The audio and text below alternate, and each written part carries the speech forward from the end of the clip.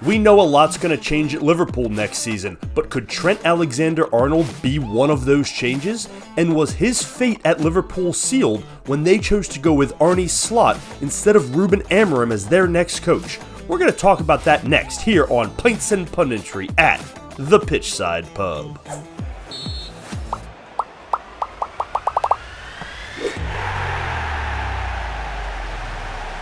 Is Trent Alexander-Arnold going to be a part of the future for Liverpool, or has his time at Anfield come to an end with Jurgen Klopp's departure? This is a very complex situation that we're going to get into today, but before we do, go ahead and hit that subscribe button for me down below so you can follow the channel, turn those notifications on for me as well so you can see when we post. Get down in the comment section, what do you think about Trent?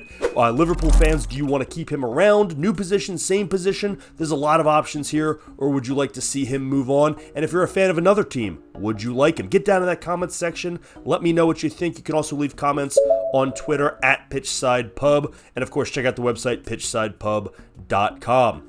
So Trent Alexander-Arnold is a very enigmatic player because there's certain things he does so incredibly well, like world-class level well.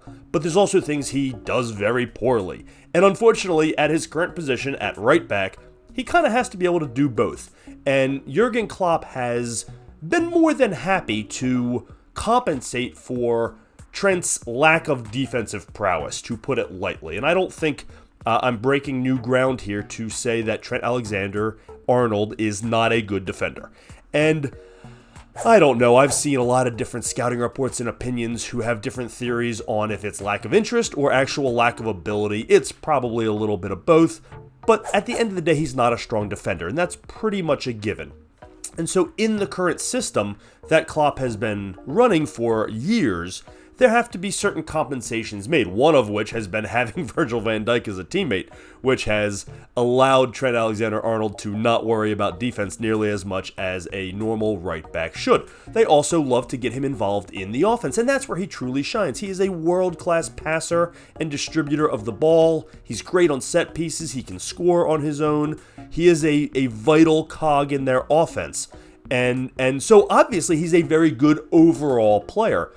But he's a guy that has very obvious flaws that are easy enough to exploit, and thus he has to be used in the right system to really make it work. And so there is a debate moving forward about his future at Anfield, especially considering that Liverpool have a good alternative already in-house in Connor Bradley, a young, up-and-coming right back who has played in Alexander-Arnold's stead this season while he's been out with injury and has done really well and would be prepared to step in as probably the first-team right back next season if called upon, and is more of a traditional right back and has a little more defensive ability than Trent Alexander-Arnold does. So there is that option, which begs the question, what do you do with what is ultimately a star player, but who may not fit the mold moving forward? And I say fit the mold because we have to look at the coaching decision that was made moving forward at Liverpool. Arne Slot is going to be the next coach of Liverpool. He plays a 4-2-3-1 system, which it will require the fullbacks to actually play some defense. It does have a double pivot. He will want them getting forward, and that will play to his strengths, but there are going to be some defensive responsibilities for Alexander-Arnold that may not have been there under Klopp. Or more importantly, may not have been there under Ruben Amorim, who, if you remember back, was the favorite to take over for Klopp at Anfield for a few weeks before the negotiations fell apart. And Ruben Amorim plays a 3-4-2-1 system, or sometimes a 3-4-1-2, but he plays 3 at the back and then 4 in that second defensive line with also a double pivot, but then wing backs who are further up the pitch and can get more involved in the attack. And that would play really, really well to Trent Alexander-Arnold's strengths. Having that third center back on that back line allows him to sort of take the defensive responsibilities out of his mind to a certain extent, to play inverted, to get in midfield because both pivots can stay back if necessary. There are more options. Even when both fullbacks get forward, you still have 5 defenders at the back if needed, with the 3 center backs and the 2 holding midfielders. So that system would have been probably a better fit for Trent Alexander-Arnold, which begs the question, should Liverpool be shopping him around this offseason particularly with the prominence of the three-back set coming back into sort of popularity throughout Europe. We are seeing Xabi Alonso in Bayer Leverkusen have wild success with a 3-4-2-1 system with these wingbacks flying forward in that Jermaine Frimpong role that Trent Alexander-Arnold could absolutely star in. New Crystal Palace manager Oliver Glasner is playing a 3-4-2-1 system. He would be a great fit there. Not that I expect Trent Alexander-Arnold to go to Crystal Palace, but that kind of system is really coming back into popularity. Ruben Amorim just won the Portuguese Premier League with that kind of system, and he is eventually going to end up somewhere else, if not this summer, then probably next year. And so that system with the really aggressive attacking wingbacks and three in the back is now coming back in vogue and could be a great fit for Alexander-Arnold if he were to end up at a club that wants to play that. But with Arne Slot coming to Liverpool, it's not going to be at Anfield. And Alexander-Arnold has been linked to Real Madrid. It's not going to be there either, at least not while Carlo Ancelotti is there. And so I don't know that that kind of move makes sense there, and I don't know that staying at Liverpool under Arne Slot is going to be the system that gets the most out of Trent Alexander-Arnold. And asking him to commit more to defense, I guess, is an option, but I'm not sure it's really what you want. You want him to get forward and attack. That's what he does best, which is why the other alternative is, and this has been sort of thought as the natural reaction when you see that Arne Slot is coming to Liverpool, is, well, is this when Trent Alexander-Arnold finally slides in and becomes a midfielder and becomes the second in that double pivot? And, I guess that could work. Because as an attacker in the midfield, Trent Alexander-Arnold can do a lot of things, and we've seen a little bit of it when he plays for England. Gareth Southgate has used him in that role, but typically against weaker opponents, and so it's hard to get a read for just the level of success that he could have in that role against better competition.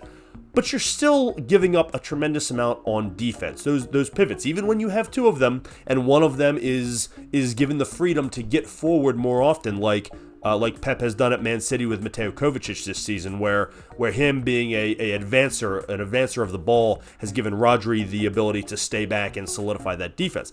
But even in a role like that, there are significant defensive responsibilities that I do question whether Alexander-Arnold can handle. Now, in the midfield, there isn't as much open space to get beat off the dribble as he tends to struggle with, but nevertheless, you still have to play some defense, so I don't know that that's exactly the right opportunity for him.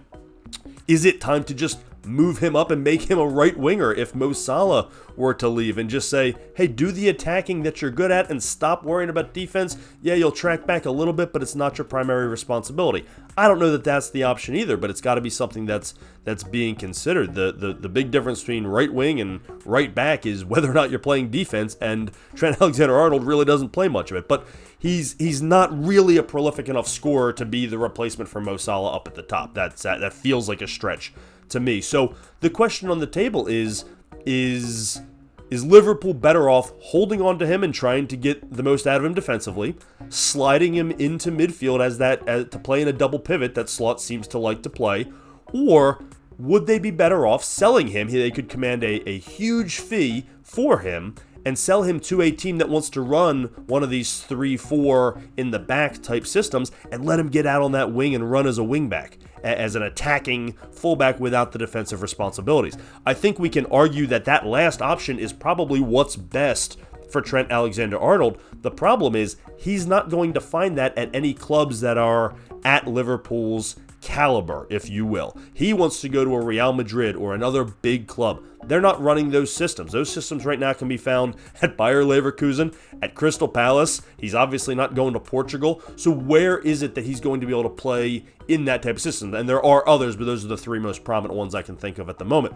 So where can he go find a system like that? Or will a coach like Ruben Amorim end up at a big club that Trent Alexander-Arnold feels like is not a step back? So there are a lot of moving parts here that have to work out if a move for him is going to take place, but he would command a massive transfer fee, and Liverpool could take that money and find a replacement or two or three if they wanted to go with depth. So they do have some options here, but I do have to wonder if Trent Alexander-Arnold's fate and future at Liverpool were sealed when Liverpool moved on from Ruben Amorim in their managerial search and instead went with Arne Slot, who's going to play a different formation that doesn't necessarily play to Trent Alexander-Arnold's strengths.